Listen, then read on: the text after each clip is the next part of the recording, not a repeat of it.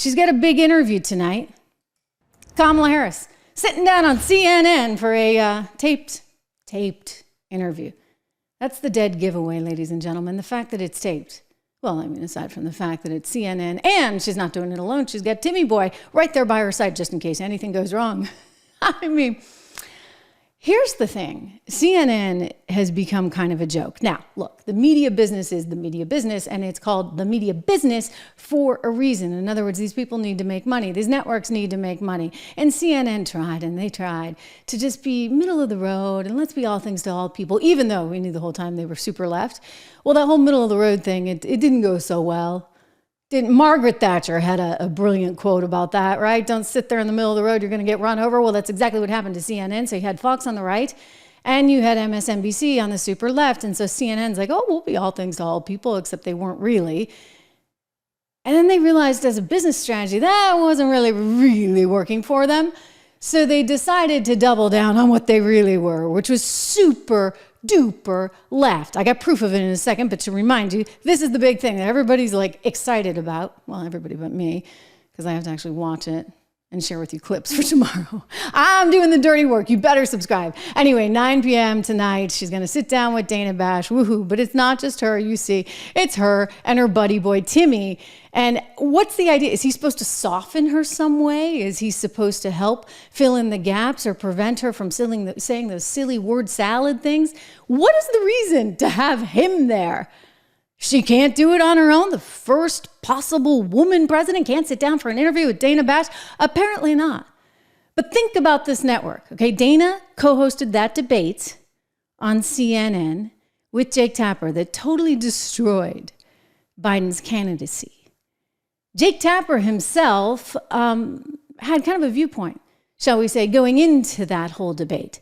And his viewpoint was that Biden was brilliant, and any stuttering or anything that you saw was really just because he has a stuttering condition. Nothing to do with anything else, nothing to do with his intelligence, nothing to do with his ability to kind of think on his feet, nothing to do with his age and possible potential mental decline. And he tried to destroy our friend Lara Trump over this one. I want to take you down memory lane. Remember this? Every time he comes on stage or they turn to him, I'm like, Joe, can you get it out? Let's get the words out, Joe. You kind of feel bad for him. How do you think it makes little kids with stutters feel when they see you make a comment like that? First and foremost, I had no idea that Joe Biden ever suffered from a stutter. I think what we see on stage with Joe Biden, Jake, is very clearly a cognitive decline. Okay. That's what I'm referring to. It makes me uncomfortable. You have no.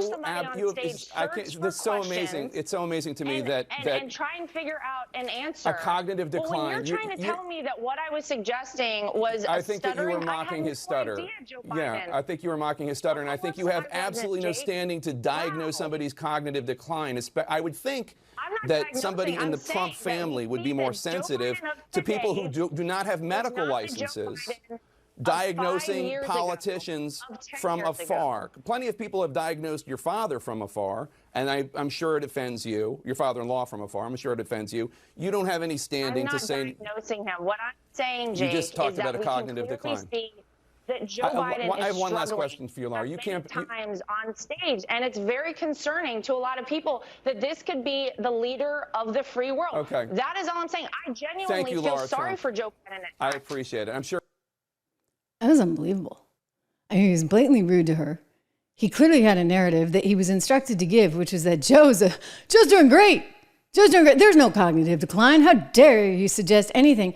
Those of us that were out here showing you some of the clips, and I always showed you those in the entirety of the situation so you understood. It wasn't like we could say it was a cheap fake, as KJP and others at the White House tried to allege. No, this stuff was all real. It was all on display for everybody to see. Joe was slow. Joe was slipping. Joe didn't make any sense, and yet they had the CNN guy out there trying to attack Lara Trump for even suggesting anything about that. I mean, she had a point, right? Every time he opens his mouth, you're like, oh, can he get it out? Can he say it? Can he possibly? Well, eventually, reality caught up with CNN and Jake Tapper Or maybe it wasn't reality. Maybe it was Barack Obama. Maybe it was David Plouffe. Maybe it was David Axelrod when they really figured out they couldn't win this thing and they had to switch it all around. So they had to put Kamala in the seat. So they went back to CNN and they said, okay, now it's time. Go for it, buddy boy. And what did he do? He initiated the takedown. In an attempt to reassure voters about his fitness for office, Biden campaign chair Jan O'Malley Dillon holding a call with party leaders earlier today, telling them this too shall pass.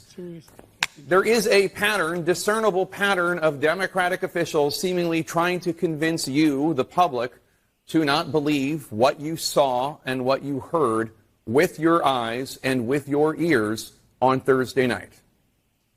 What I've been able to do with the COVID, with dealing with everything we have to do with, look, if we finally beat Medicare,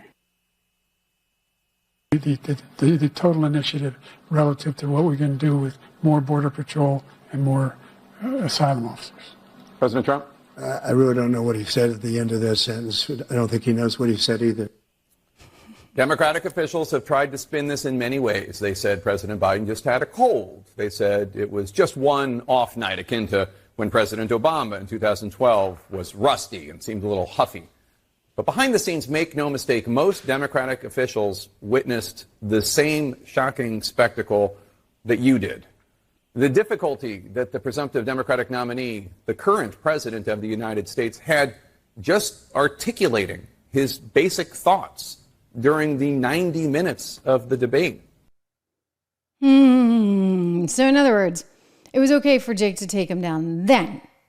Just wasn't okay earlier, not until the powers that be made their decision. So what exactly do you think you're going to get when you tune in and you see this big spectacle tonight? Kamala Harris, Tim Walz sitting down with Dana Bash, who's getting her marching orders. Frankly, I mean, look, I know how these things work. And I'm going to tell you guys something that's somewhat revealing and somewhat telling. Never, when I worked at Fox, did I have anybody tell me you can't pursue that line of questioning. When I worked at Bloomberg, I got it a lot. What are you doing? Why did you have that fight with Gene Sperling on the air about spending and GDP? Obama's econ guy at the time. Or that private equity investor, how dare you push him on the private equity fat cat tax loophole. He's a big Obama donor. It happened. It happened a lot on that network. It actually never happened at Fox. So I'm reminding you of this because when you watch this interview tonight, there are handlers. Now, I eventually left there. Went to Fox, left there. I'm here with you now, all right? You got me, whether you like it or not. Make sure you subscribe, share, like, all that good stuff. But what I definitely picked up on was that the team in charge, when I was at Bloomberg, was the Obama team. And they expected you to play nice, and they didn't really like me much because I didn't really, look, I mean, I guess just through and through, which is why it's fortunate that I'm here now and that you're here and we have this growing channel together. But I never really got that, right? Like, because, what you see is what you get, and I'm pretty open about it. And I wasn't really going to say, okay, now I have to sit there and be spoon-fed a bunch of nonsense from this PE guy or Gene when I don't agree with it. I can have that debate any day of the week, and I'm going to have that debate with anyone that comes on my program any day of the week. But, it wasn't really my program, right? It's the network's program. And Dana, she's been at that network forever. She guarantee you she plays by the rules, by the company rules. And so when you see this tonight, I think you got to take it all with a grain of salt.